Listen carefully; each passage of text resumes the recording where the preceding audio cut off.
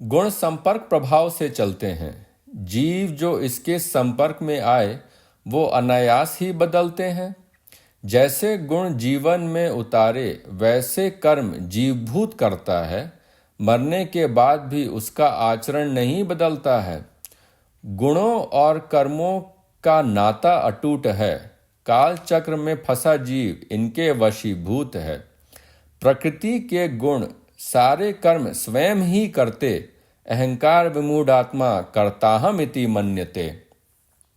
सकाम कर्म का परिणाम मिलेगा। विधान करे फल प्राप्ति की गिनती। तेतम भुक्त्वा स्वर्गलोकम विशालम शिने पुण्य मर्त्य लोकम विशंति।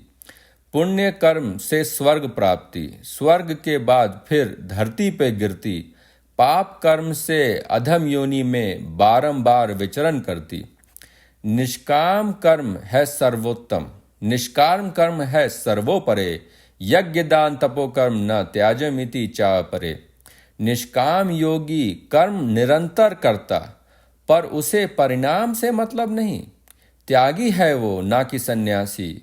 उसे अभिमान अलंकार की तलब नहीं।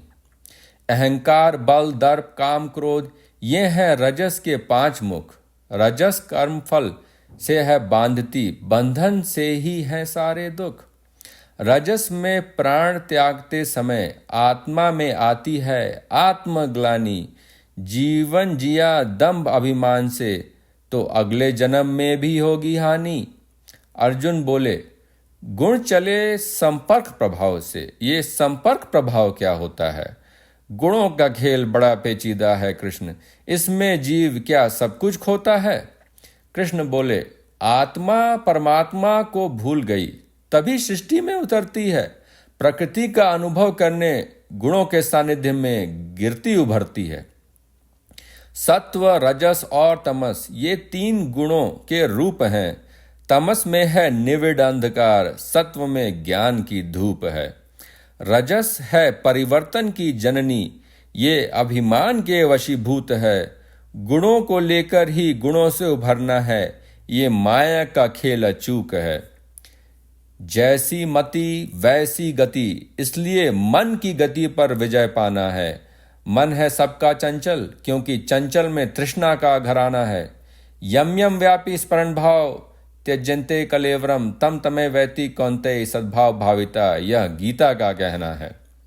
मरणासन जो तुम्हारे विचार मन में विराजमान होंगे, वहीं पर अगले जन्म में आप शरीर लेकर प्रकट होंगे। उस स्थान से फिर काम आप पुनः आरंभ करेंगे।